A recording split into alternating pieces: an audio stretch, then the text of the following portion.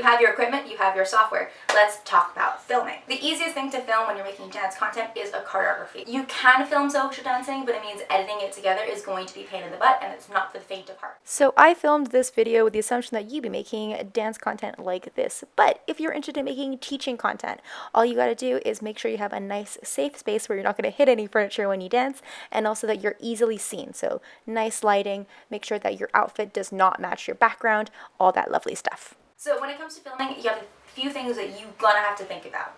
The first thing you need to think about is location.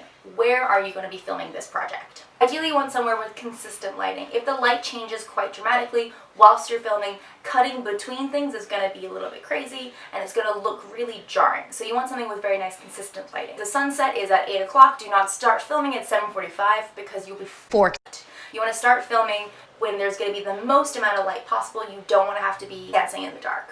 The second thing to consider when picking a location is it legal? If you're on public property, generally speaking, you should be okay. But if you're in a private space that is not your private space, be mindful that you might be kicked out. I am not speaking from experience here, but I've definitely not been kicked out of lots of different places for trying to film. For sure, definitely not me. Another thing to be mindful of is if you are filming in a big group, you might be liable to being fined if you are in a particular space. For example, I know that in London, if you have a crew of more than 6 people, that counts as a film crew that requires a permit from the local council to be able to set up. I would recommend checking in on your local government website just to make sure that there's no specific laws about that, and that if you are filming in the public spaces, that you have a small crew that's allowed to be there, or be super duper sneaky.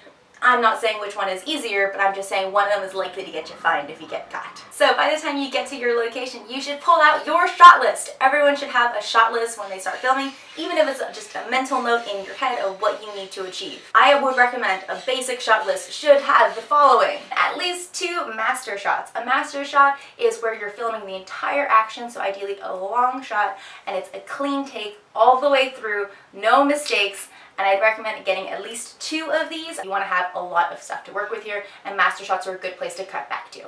A mid shot as well, particularly if we are dancing and we are joyful. A lot of people like to see the joy on the faces. If you have any details with upper body or the arms, getting a mid shot is also super useful as well. I always get 1 or 2 of those just for funsies. I also make sure to get a close-up of any details of the dance that I particularly like. So for example, if I'm doing some snazzy footwork or if I have a really cool arm styling, I like to make sure I get nice close-up shots of those things as well. Keep an eye on your outfit for continuity.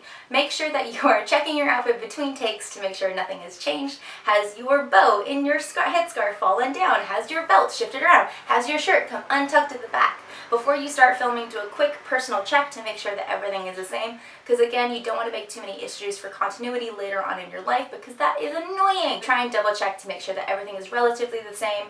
People are very forgiving, but you do want to keep a quick mental checklist of yourself, thinking about what wardrobe mishaps might happen and how can I preempt them, how can I check on them before I hit record. Generally speaking, when you arrive at your location, pick somewhere with good lighting that is going to be consistent throughout the time you're going to be filming. Make sure you're set up in a space that you're allowed to do so, and make sure you get as many shots as you need.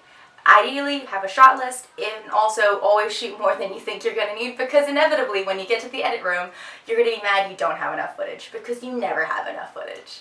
So those are all the things I can currently think about for filming. If there's anything I missed that you want me to talk about, pop it in comments down below, and I will answer it in the final video of this series. Next week we chat editing and post-production, so I'll see you then.